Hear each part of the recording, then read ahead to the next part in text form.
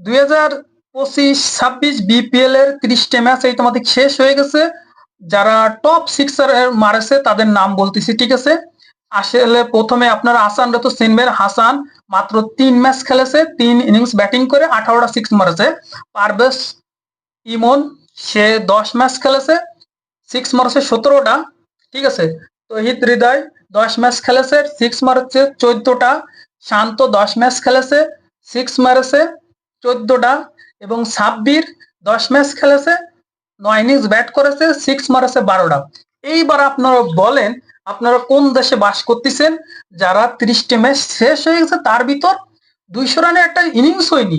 তারপরে আপনাদের যে ব্যাটসম্যানরা, ঠিক আছে, 10টা ম্যাচ খেলে 17টা সিক্স হাইয়েস্ট পারভেজ ইমনের, আর মাত্র 3টে ম্যাচ খেলে নবীর ছেলে হাসান 18টা সিক্স মারেছে।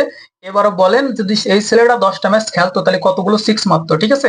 আমরা কত ডাউন আর কত নিচে, কত লো লেভেলের ক্রিকেট খেলতেছি, ঠিক আছে, আমরা নিজেরাও জানি না।